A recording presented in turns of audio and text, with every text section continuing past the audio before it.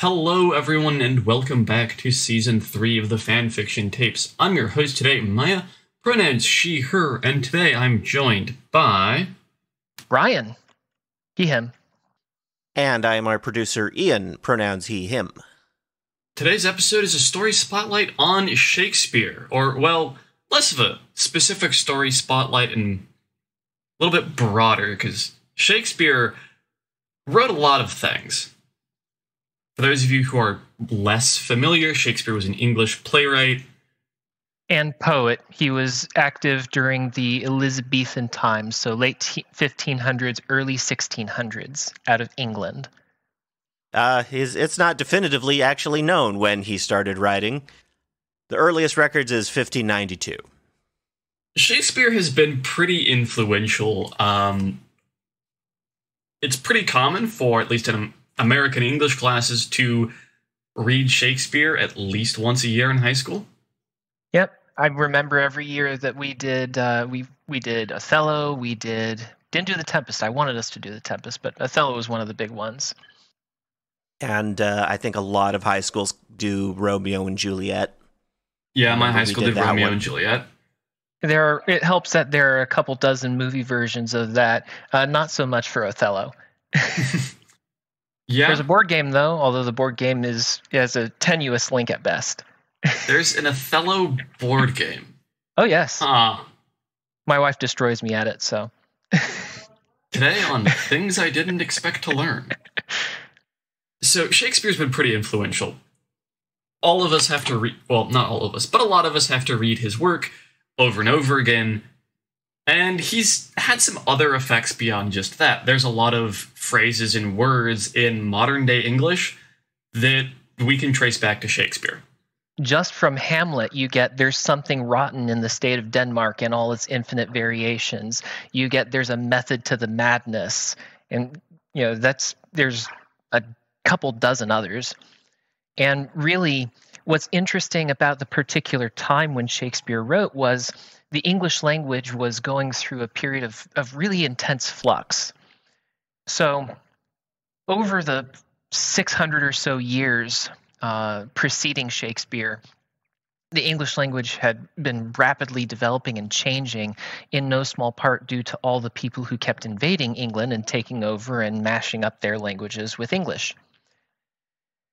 And then in the 14 and 1500s, as the English wanted to become less of a backwater and make the language more interesting, more formal, more respectable, they deliberately infused as much Greek and Latin as they could into the language, often with no particular plan or method to it. So that's why, for example, a woman has quintuplets, but they might grow up to work in the pentagon, quint and penta, both coming to 5, but coming from different languages. So the educated of England were busily trying to incorporate all these Greek and Latin terms and phrases, especially in the learned arts, math, science, and whatnot, in order to prettify English. And so there was, of course, a reaction to that and pushback. And so in the years preceding Shakespeare coming onto the scene, there was a lot of flux in English in how it was written, pronounced, spoken, what words go in it.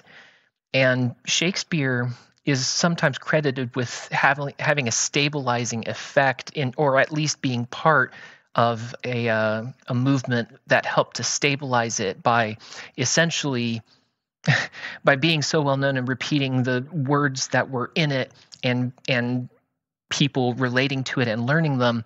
The literature of the time really helped stabilize English and bring it out of this period of intense flux and sort of formalize, okay, this is what our language is, this is what it's about. Mm-hmm. There's a lot of words that are credited to Shakespeare. He may not have actually been the one to invent them, but he's at least the first one to write them down. And a brief list of things that, sound like they've been in the language since it was invented to us modern days, but admirable auspicious, baseless, barefaced, belongings, as in your personal possessions, clangor, loud noises, dawn. These are all words that are first attested in writing in Shakespeare. Yep, and so whether he invented them or not, it's impossible to tell. He may have invented some of them as needed because of the particular way that he wrote, but whether he did or not, he either introduced or popularized them and brought them into the corpus of the English language, as linguists like to call it, and so helped to serve as a stabilizing factor. So we owe a lot to Shakespeare. Yeah, that's actually a lot of specifics that I didn't know. I didn't know that actually the influx of Greek and Latin into English happened around that same time. I'm familiar with it. I'm an engineer, so I see parts of that in the day-to-day. But I think that's a thing that has happened in waves in the English language, because I know there's also a post-Elizabethan Enlightenment era where there was a lot of Greek and Latin being reintroduced, sometimes incorrectly. For instance, octopus is occasionally hypercorrected to the plural octopi, which would be correct if that was a Latin root, but it's not. It's a Greek root, and it's being used in English, so it doesn't matter. Right. Counterpoint. Octopi sounds awesome. It does. Use that if you want. It's language. Right. The rules are made up. Yeah, we're talking about the same period, right? The influx of Greek and Latin. It's because of the Enlightenment and the Renaissance, where those languages were seen as the height of learning.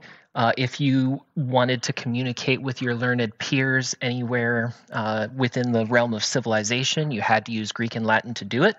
And so to prettify the English language, the linguists of the day tried consciously to incorporate as much Greek and Latin as their peers could stand. But again, with no central authority or overriding plan, so it got a little messy. And Shakespeare was right in the middle of it. So, and there's a fun way that this manifests, so which is an occasional anachronism. So, a lot of times Shakespeare will have his characters swear by Greek or Roman gods, and they're doing that consciously. He was writing that in the fashion of the day, right? Again, because there was all this reach back to these ancient civilizations because that was seen as the golden age of humanity. He was having his characters speak in that fashion, even if that wouldn't make sense for the people for whom he was allegedly writing, like people in Greece swearing by the Roman pantheon, for example. Yeah, I think I remember seeing something similar. Actually, I read Midsummer's Night Dream at one point. I'd completely forgotten about this. And just you talking about that reminded me of, that he would do that. I was just thinking of the framing device of Midsummer Night's Dream. It's set in Athens and revolves around the marriage of Theseus and Hippolyta, from Greek legend. But the way that the various characters and such are referred to is in terms of the English gentry and common folk of England in the 16th century. Yep, history and geography were less important to Shakespeare than what makes people tick. And I mean, fair enough. Evidently, it did him well. Well, ironically, this is one of the things that becomes less of a problem the further that we get from Shakespeare's time, because the less familiar that these different deities are to us, we do lose some of the texture of the language when this happens, but it also becomes harder to spot when it doesn't work. But there is a cost to it, of course. For example, Iago, the villain of Othello, he frequently swears by Janus. Now, if you have no context, if you don't know who Janus is, you can readily identify that he's swearing, but that's it. And so the point comes across, but you lose a little bit of the texture. And the reason for that is that Janus in Roman mythology was a two-headed god, one head looking forwards, one head looking backwards. Incidentally, that's where the month January comes from, because it's the new year, so you're looking ahead and behind at the same time. So Iago is a very appropriate person to swear by that particular deity, because Iago is a traitor. He's literally a two-faced person. Two-faced. Right. So him swearing by Janus works is one of those is a clever little detail that you do lose some of the texture when you lose some of the context. And this is why Shakespeare plays are for all time. Yeah, all sorts of fun stuff in there. Isaac Asimov, in fact, did a something like 1,000-page book that about 50% of it is just him digging up all of the allusions and explaining all the different phrases that don't make sense to a 20th century audience. Interesting. Well, getting us a little bit back on track for the episode, what's everyone's favorite Shakespeare piece that they've read? I'm a fan of Twelfth Night. I will say, though, that Kenneth Branagh put on a very good show with his take on Much Ado About Nothing. I know I've read some of Shakespeare's sonnets at some point. Like, I remember that being a unit in one of my English classes. I don't remember anything really about them. Because he was a lot more than just a playwright. He wrote a lot of things. But I think what I enjoyed the most was probably Macbeth. Macbeth is a fun one, but it depends upon how you read. How much fun you have with it depends upon the way that you're reading it, incidentally, I think. Really? Yeah, so a popular reading of Macbeth has Macbeth as, sort of a mopey person who's, angsting all over the place. And a bunch of modern takes. I remember there was one modern take on Hamlet, which seemed like it was shot entirely in grayscale, like the Matrix aesthetic, but taken to an even more illogical extreme. But it's a lot more fun if you read it as a political thriller. It's not just Hamlet stalking the king, it's the king and Hamlet stalking each other. And if you realize that the evil uncle was a stock character in Elizabethan England, because this sort of uncle is the regent, takes over for his nephew who's the heir to the throne, who can't take the throne yet. And boy, it would be sure inconvenient if the uncle had to stay on the throne if something happened to the nephew. Yeah, the evil uncle was a stock character in the milieu of the day. So it would have been instantly recognizable to an Elizabethan audience that this is a very polite but very lethal power struggle that's going on in Hamlet. Ian, what's your favorite Shakespeare? I think it would probably actually be A Midsummer Night's Dream. I'm not sure if it's responsible for my interest in fairies and the fae in, like, the folkloric sense, or if it's because of that interest, but I think that's related. Because the main plots of that all revolve around the exploits of Oberon, Titania, and Puck. Oh, Puck. Although I suppose we should put in a point of order here, because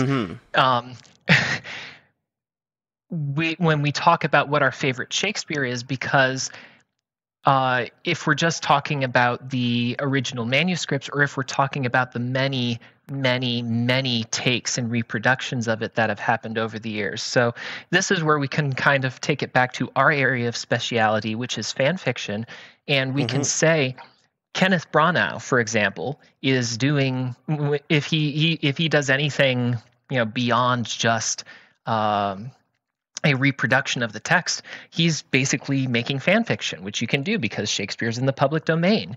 There was a Leonardo DiCaprio take on Romeo and Juliet that was set in the modern day.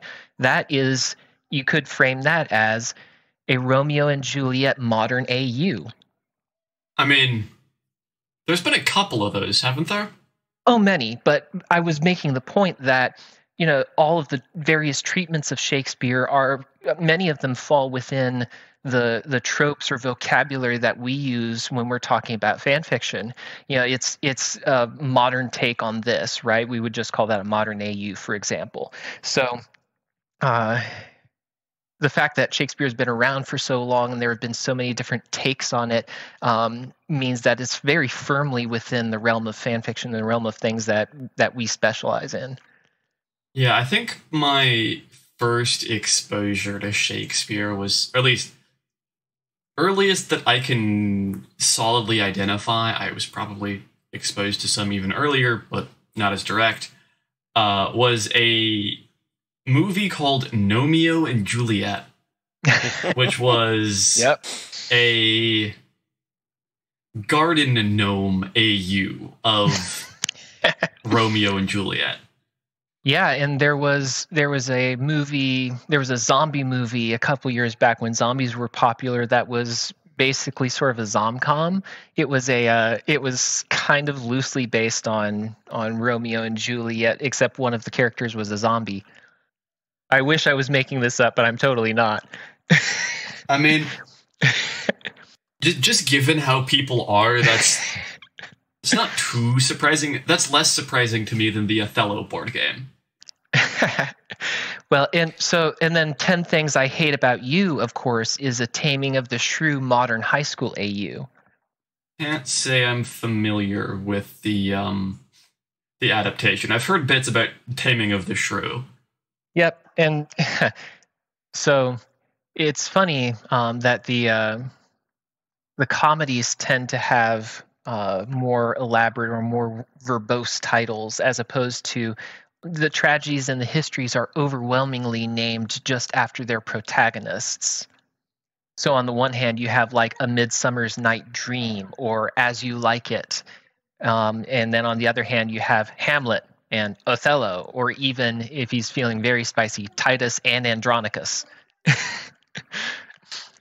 The titles tend to be more elaborate for the comedies, which is kind of ironic, given that you can sort of tell that Shakespeare liked to do the tragedies a lot more than he did the comedies. Even the titles will tell you this. The titles for some of his comedies are like Much Ado About Nothing, which, okay, it's appropriate for the comedy because everything turns out nicely, but it could be seen as sort of self-referential about the story itself. Similarly, there's As You Like It, as opposed to How I, the Author, Like It. Even the 12th Night is a reference not to anything that happens in the play, because there's no mention of anything like that in the play. It's a reference to when the play was delivered to the audience who commissioned it. 12th Night being, in the traditional Christian liturgical season of Christmas, 12th Night is the final night of Christmas. Right, and so the play was commissioned and was supposed to be delivered on that occasion, and so it was named that for that reason instead of for anything, for meta reasons, if we want to use our modern vocabulary. The titles of the comedies are all very meta, and the titles of the tragedies are all very, very, straight shooting. Hamlet, Macbeth, Romeo and Juliet.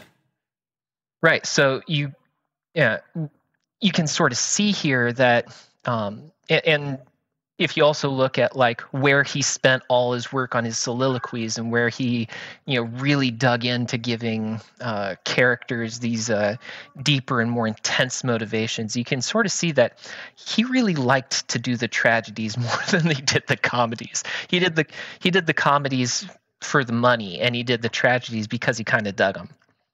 And that's something that we as writers always have to have to think about, how much of our writing is for our audience and how much of our writing is for ourselves. Yeah, that's for me. That's one of the great things about fanfic, because the audience, I'm writing this for me, and I can do that because I'm not trying to make a living off it. I'm doing it for fun. But when you need to sell tickets to a play or sell copies of a book, that's probably not the wisest financial decision you could make. Right, the calculus changes, and the movie industry always has people bemoaning that sort of thing as well. But it's not new. You can see it as far back as Shakespeare very clearly. And yeah, as fan fiction authors, sure, we a lot of times will write for ourselves, but there's also, even if we're not getting money out of it, we still a lot of times want to see other people read our works. We want to see other people be interested in the things that we've written. And so a lot of times there can be impulses or urges to bend the storyline in certain ways, or maybe toss in ships that we otherwise might not, because we think that it'll play well with whatever our audience is. And so that's how it manifests for us. Even if it's, even if we're not having people who are commissioning our stuff, we still are social creatures and we don't exist in a vacuum. And we still have these influences that we see, that drive us to certain storytelling decisions. And it's kind of comforting, I suppose, to know that that people have been dealing with those contradictions and impulses for 500 years now, and even the best of us. That is actually an excellent segue. I was going to make that segue myself, and then you made it for me. Shakespeare's work is a lot of times considered kind of fancy, highbrow art. It's a lot of people, if you ask them what do they think of Shakespeare, they will probably think it's kind of fancy, harder to understand. It's one of those, like, I'm not quite able to grab the phrasing right now, but it's for the educated, is right. Anything that you have to learn about in school that you have to kind of study or get into to get the most out of, like opera, right? It's in that sort of genre of or that classification of those forms of art, highbrow, if you will, that are more seen as fancy schmancy, which is really ironic once you actually look at what Shakespeare wrote. Because there's a lot of sex jokes in his books. Much Ado About Nothing, the title is partly a pussy joke. It's a triple pun, because in the dialect of the time, the word nothing would have been pronounced as closer to notting, which is both, the word nothing, as in there's nothing, but was also, noting was a slang term for gossip, and also a slang term for pussy. So the title, Much Ado About Noting, is a lot of fuss over nothing, or a lot of fuss over gossip, or a lot of fuss over pussy. And as the text of the play bears out, all three of those readings are valid. Mm-hmm. And if you really want to strike down notions of Shakespeare work being totally highbrow, read Titus Andronicus. Yeah, I've heard that described as Shakespeare in a Quentin Tarantino phase. That's pretty good, yeah. Select quotes. You have undone our mother. Villain, I have done thy mother. I remember that quote. I may be slightly misquoting that one, but... Yeah. I don't know if that's Titus Andronicus, but I'm pretty sure it is. Yeah, the point is that this may be the first recording in the English corpus of a Yo Mama joke. Okay, yeah, that is Titus Andronicus. I guess that one was just specifically mentioned in my English class, because we did talk about that. Yeah, it's, I think Shakespeare's a really good highlight of how thinking of art in terms of highbrow versus lowbrow is kind of bullshit. Art is art.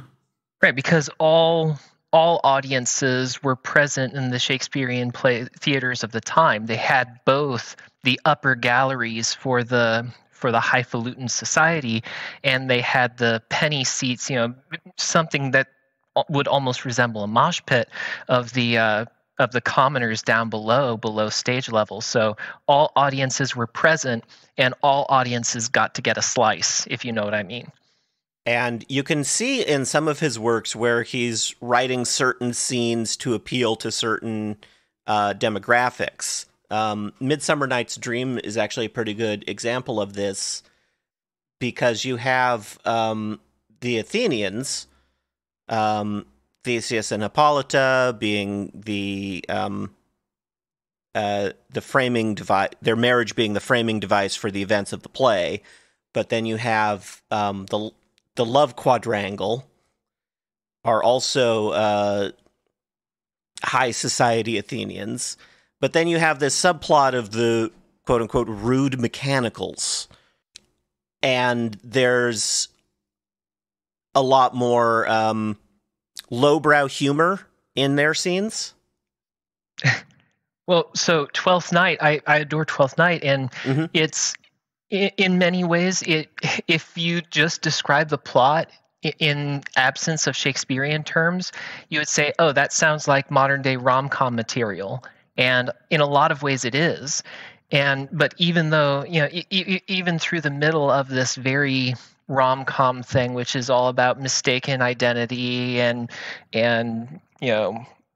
I like them but don't tell them, I would like you but it can't happen, all of those misunderstandings amongst the elites, it also takes a break to have a very slapsticky section in the middle. Basically, where a bunch of people just run a prank on some of the main characters to try and get them to fight each other just to see what will happen. The more things change, the more they stay the same. Well, I mean, it will always be the case that sex sells. Yeah, I mean, that's... Okay. I wasn't sure if I wanted to bring this up. For those who are into conspiracy theories, Bryon, are you familiar with the authorship question? If you mean the scholarly question of was there ever a person named William Shakespeare, then yes, I'm familiar with it. I tend to be kind of unimpressed by it because I don't know really how much it changes in the end, given that we've got the works have been well preserved over the years, and the works are what really matter. But I am familiar with people quibbling over the existence, the theoretical existence or non-existence of William Shakespeare. Yeah. To be clear, this is considered entirely fringe, total red string Pepe Sylvia board conspiracy theory by mainstream literary scholars and historians. I just find that sort of thing funny. Yeah, and there's also something to it as a kind of other element to it as well, which actually, when you mentioned this to me before the episode, I was thinking that this meant how kind of media preservation came into effect of the way that plays were distributed at the time. Meant that part of the reason that we have versions of these plays at all is people would, get a ticket, watch the play, and scribble down everything they could, and then run to someone else and try and recompile the play so they could put on their own production, because copyright protection wasn't really a thing in the way that it is now. Yep, which is why the authors always had to get paid in advance instead of by royalties. Because you couldn't be sure there would be any. Mm-hmm. And so some of the words that we have now aren't quite probably aren't necessarily the ones that he put down originally. Well, and to some extent, there is, changes in pronunciation are one of the biggest ones, and how words are pronounced has shifted in the English language over time, and that makes some of the jokes or some of the rhythm of it a little different than we would think of it otherwise. Yeah, it's Yeah, I think that comes back to contributing to the impression of it being highbrow, prestigious sort of thing, because it's widely studied in schools, but the language has changed enough since it was written that a lot of editions for study basically have a translation guide on the facing page. Yeah, that's I have a lot of the Folger Shakespeare library stuff that's got, left page is, okay, here's all the weird shit they say and what it means, and the right page is what they say.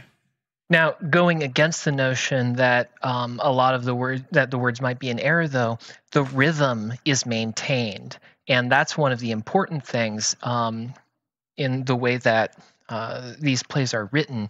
Is there's an almost lyrical quality that, depending upon who's putting it on, that can either be almost completely suppressed or it can be really brought out. But because this was written in this very particular time signature, because he used it for all of his plays, you can have some confidence that the words can't have shifted too much, because otherwise it wouldn't work anymore. It is incidentally very nearly the same rhythm scheme that is used by more modern works such as Green Eggs and Ham.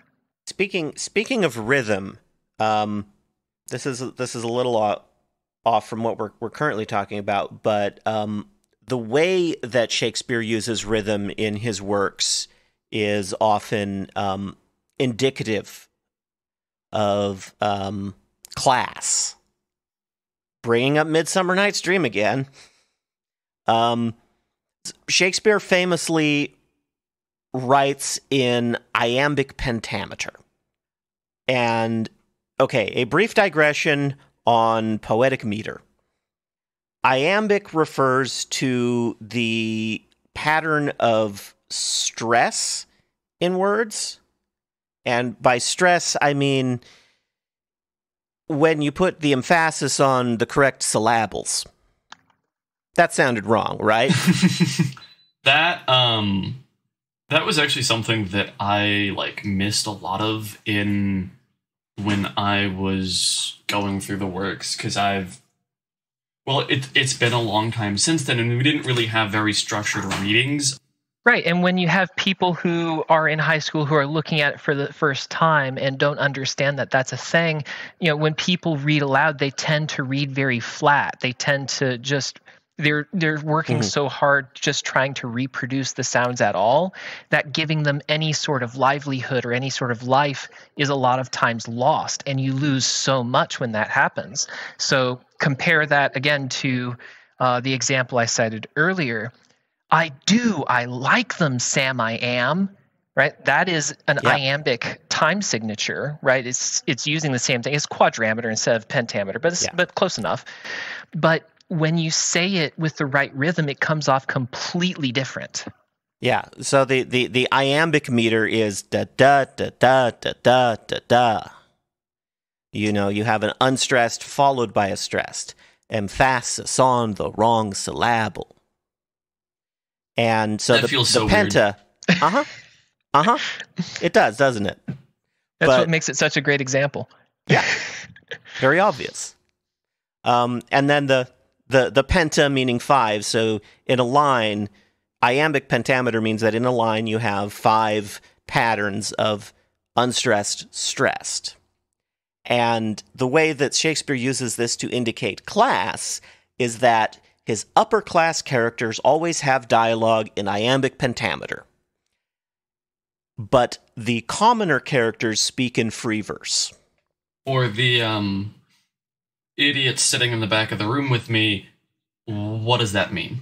It means that there is just it's just plain dialogue. There's no metrical structure to it. Okay, that's kind of what I thought, because it's a little implied, but I figured it'd be best to clarify. Sure. Right. So we as authors are probably not going to write in iambic pentameter a whole lot in our fan fiction because, among other things, it's hard. You have to practice a lot at it. There was a reason that when poetry had its last big cultural hurrah in the late 1800s, early 1900s, there was a reason that it was revered, and that the people who were very good at it, had high social standing, is because it was recognized as being skillful at something that is difficult to do. But that said, we can still understand this idea of rhythm and lean on it when it's important or useful. Whenever there are plenty of occasions, depending upon what you're writing, where there can be some sort of song or some sort of rhythm or something, speech, or some sort of whenever I see a riddle that has no rhyme or rhythm scheme, I'm like, you can do better. It really and I think this speaks to the point that you were making earlier, Ian, about it's noticeable when you go from structured to unstructured. Well, you can do the same in reverse. We write as just fanfic authors. We normally write in very unstructured prose, and so we can produce a very stark contrast if we then go into a very structured mode for special occasions. It becomes very noticeable. Yeah, I basically never intentionally write with some particular structure like that, as just putting words on the page. Well, but it's a tool that you can have in your toolbox. I just want to mention one other thing about meter and the way that Shakespeare uses it. Okay, I mentioned iambic pentameter. He also occasionally makes use of trochaic tetrameter. Trochee is basically the opposite of an iamb, stressed then unstressed, and tetra meaning four. And he uses it in A Midsummer Night's Dream for the fairy dialogue, and he uses it in Macbeth for the witches. Yep. So again, by going from one rhythm to another, it is used to mark off or produce contrast. Right?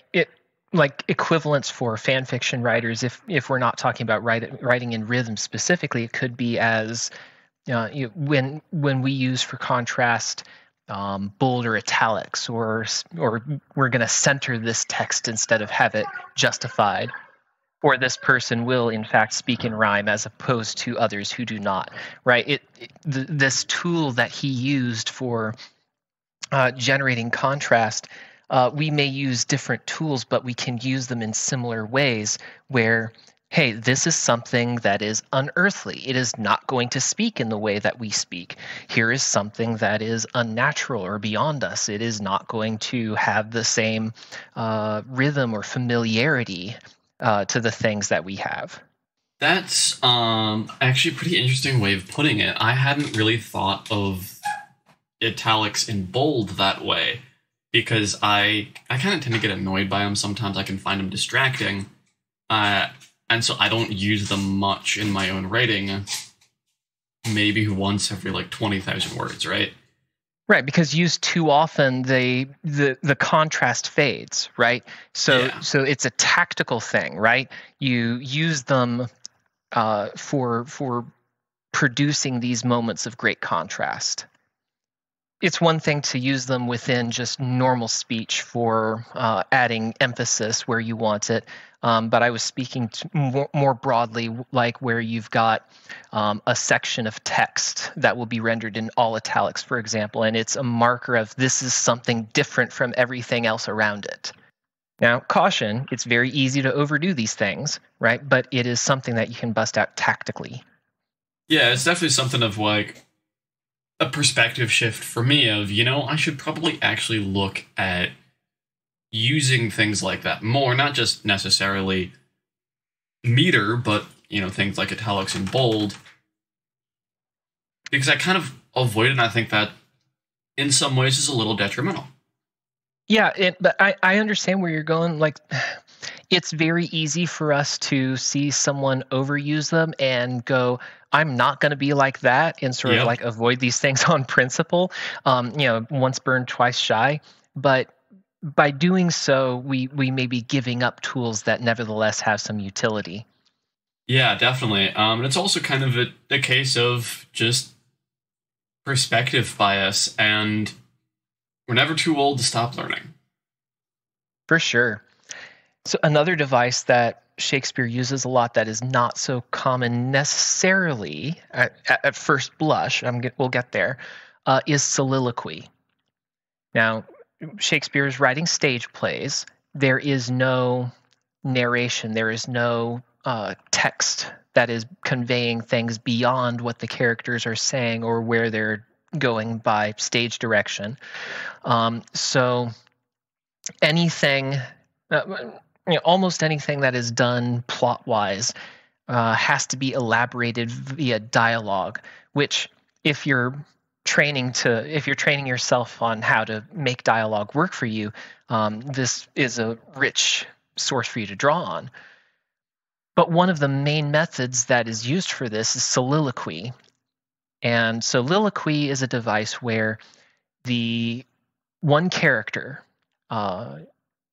will stop whatever action is going on and instead speak directly to the audience. Right? He's not engaging with the other characters. He's just going on his own. Now, we can see in this sort of the predecessor to the modern villain's monologue sort of thing, but that's an important that's a useful comparison, I think, because the function of soliloquy is to unpack the inner life of the character, and if you're really on your game, to also continue advancing the plot at the same time. So one of the character that gets the most soliloquies in Shakespeare's work, even more than Hamlet, is the villain Iago in Othello. And I mentioned before that he is a character who's two-faced, right? He's manipulating all the people around him. So how can you understand if he's lying to everyone all the time? How can you ever understand what he's thinking? And the solution is these extended soliloquies that are used where he talks to the audience. And in those moments, and only those moments, he is unmasked. So for us as writers, it's important for us to understand the function that the soliloquies are serving in these moments, is that they help us to unpack character motivations in sort of a more intimate way. Now, we don't have to do it by dialogue. The villain's monologue trope, where the villain basically does this but to a captive audience, is sort of an evolution of the soliloquy, because, again, the function of it is to unpack in a very expeditious manner all the things that make the villain tick, why they're doing what they're doing.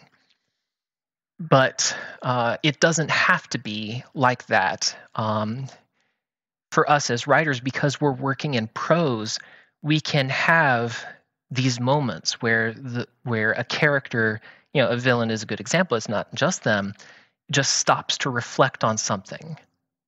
And we pause a moment, and it doesn't have to be a total pause. It's one of the great things about the soliloquies in Othello is that Iago is also explaining not just what he's doing, but how he's going to get his revenge, how he's going to take. So he's advancing the plot at the same time. But again, the purpose of these is to help us understand in a more intimate way these characters and very expeditiously get a feel for what makes them tick. And so our devices aren't quite the same, But this, as a storytelling tool, I think is an important one to have, to know when to just take a break and let the characters breathe and really get to know them in a more intimate way. I think in the language of modern cinema, you might think of something like Deadpool breaking the fourth wall as a version of soliloquy, perhaps. I mean, that's an extreme version of it, sure. Yeah, that's one thing that you could do, but you also have, like I said, the villain's monologue is another example of that, or Disney's villain's song, right? Oh, yes. The villain's song is functionally a soliloquy, right? They're not really singing to other people, may be participating, but the function of it is to help you understand what the villain is doing, why they're doing it, what really makes them tick. And again, in some of the prime examples of the genre, such as Gaston, you also get plot in the same stroke as they elaborate what they're going to do next. Only now you know why. This kind of made me think, specifically the mention of movies and Deadpool doing that directly. Soliloquies have kind of been carried over into cinema. They're not, quite in the same form that they were in the original plays, but we'll sometimes just hear the thoughts of a character in a film as voiceover to what's ongoing. I remember this being not uncommon when I was younger in films. It's been a while since I've gone and watched a lot of movies.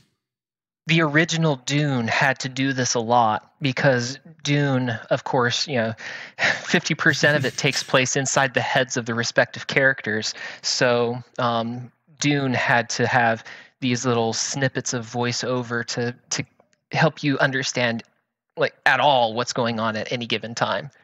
I've seen that one, actually. I've not seen the new Dune movies yet.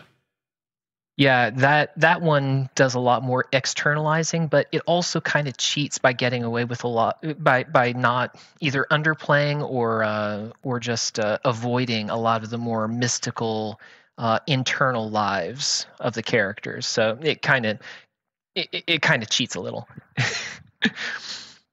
But doing that reduces the need for these soliloquies in the form of voiceover. And again, in a lot of this you can also accomplish by turning it into dialogue, but that only works when the characters in question are, in a position where they can be forthright, where they can talk to someone who for whatever reason is allowed to know whatever the villain has going on. I'm using villains because they're particularly prone to it, but you can have heroes do it too. But the point is where the speaker, I'll generalize it, the speaker can speak freely to another character. But whenever you have a position where a character is in a position where they cannot speak freely, then soliloquy becomes an important device. Yeah, there's definitely plenty of cases where you have a character and it just doesn't make sense for them to elaborate on what's going on. That's partly why, Bond villains explaining their master plan became the kind of schlocky thing that it is kind of more known as. It's you explain your plan to the hero escapes from your overcomplicated death trap, and then defeats you. Right, so that is... So I have sort of conflicted feelings on this because, the villain's monologue is useful if done well. It can easily fall into that pitfall, but functionally, if on the one hand, if you are a villain and you've been wanting to take your revenge upon the hero for umpteen years, how many times have you practiced that speech? How long have you waited to rub into him, to let him know that you got him, right? So on the one hand, it's perfectly explicable in that fashion. And on the other hand, it can also, again, it fulfills a purpose of helping us understand what is going, not only what's going on with the character internally, but also what is going to happen in the next act. You just have to be careful to not be sloppy with it, right? Like any other tool, it is not a get out of jail free card. You have to actually wield the thing. It's funny, the piece of media that was very famous for pointing out this tendency also indulged in it, right? The Incredibles, right, has that sequence where you sly dog, you got me you monologuing. caught me monologuing, right? But he's poking fun at the trope of monologuing after the movie just indulged in that trope, right? So yeah, right. So it's not saying this is an inherently bad thing, because it's not. It's incredibly useful. You just need to use it carefully. Yeah, Kingsman does quite similar. That's actually why I specifically referred to Bond, because I was thinking of a scene in the movie where they directly reference how you can kind of fall into that trap. Or you can do the Watchmen thing and have at the end, oh, so now you're going to put your plan into motion? And he says, do you think I would have explained it to you if there was the slightest chance you could stop it? I pushed the button half an hour ago. I'm not particularly familiar with Watchmen. It's on a very that was long in the comics, list of comics to read. Yeah, I've heard enough about the film that I figure I should probably read the comics first. There's one major change in the plot between the comics and the film. I say major. It's basically in terms of well, I don't know if you want any spoilers on this. Somebody gets framed for something, and who gets framed changes between the comic and the movie. But one of the reasons that soliloquy and villains' monologues, these tropes, are so important is because they're essential to maintaining irony. So I'm going to throw a definition at you that was given by a much later person and see if it sounds recognizable to the works of Shakespeare that you've been referencing to this point. So this was a Hitchcock description, and he was describing he was defining suspense. And he said, when you have a situation where there's a bomb in the room and the audience knows it, but the characters do not, that is suspense.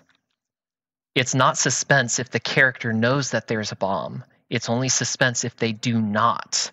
And the expectation that this has to resolve somehow and the uncertainty of the manner in which it will resolve, that is suspense. But that sounds like a particularly weaponized form of irony, doesn't it? That is pretty much the definition of dramatic irony, yes. Which Shakespeare uses a ton. Dramatic irony pretty much entirely powers the plot of Midsummer Night's Dream.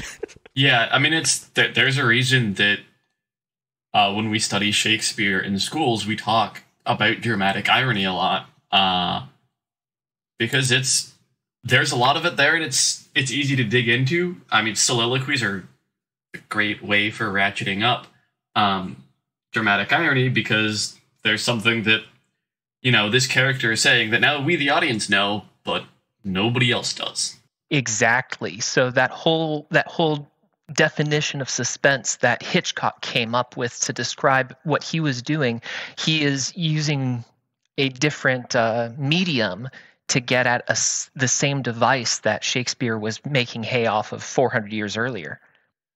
And man, it is, I can tell you as an author that when you have something like that and then you're able to resolve it, boy, that's fun. Yeah, I don't think I've actually gotten to use it too much. But there's a project I've been working on that has a lot more dramatic irony kind of baked into the concept. But that is a discussion for another time, and speaking of both discussions and time, we're at about an hour here on the recording time, and I still haven't eaten lunch. That just sounds like bad planning. That's because it is. Ian, do we have anything in the mailbag today? No, we do not have any new mail in the mailbag this week. So if you want to write to us about your opinions on Shakespeare, let us know what your favorite play is, or if you just totally have been traumatized by schooling and don't like Shakespeare, our email address is fanfictapes@gmail.com. You can also leave us a comment on YouTube. We'd also appreciate it if you'd leave us a rating and review on Apple Podcasts or Spotify or wherever else you listen to this show. You can also contact us on social media. We are still on Twitter, formerly known as X, and Maya is in charge of that station. I use that sometimes. We post occasionally about episodes coming up. I'm trying to get more regular about that as the semester winds down for me. Handles at fanfiction tapes, capital F, capital T. There are no spaces or anything such as that. It's there. It's the only current social media account. Our next episode is about storytelling in music. Because there is more of that than what is casually obvious. The aforementioned villain songs, I would argue. Those are certainly one of them. Good thing to bring up, yeah. Bryon, before we go, do you have anything you'd like to promote to our listeners? Sure. So my current project, there's actually a good bit of dramatic irony built into this, because the current project is a role reversal story set in the Ruby fandom called War Machines. Now, what happened was another author started writing the story, then disappeared and took the story with them. And after a while, I thought, I really enjoyed this story. I want there to be a similar premise story out there in the world. So I started writing it. And eventually, when I got to the point where I was ready to post, I started posting, and someone said, "Hey, I think you might be able to contact the original author here." So I did, and they said, "Oh, well, that's funny. I've been reworking the story in the background offline. I just hadn't gotten around to posting it. But now that you're posting, I suppose I'll start posting too."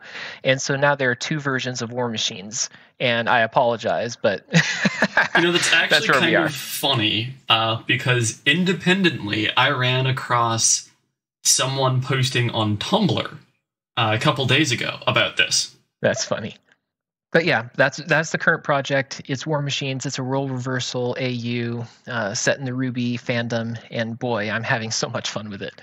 Alrighty. Well, I suppose it is time for us to exit Pursued by a Bear. Shakespearean stage direction.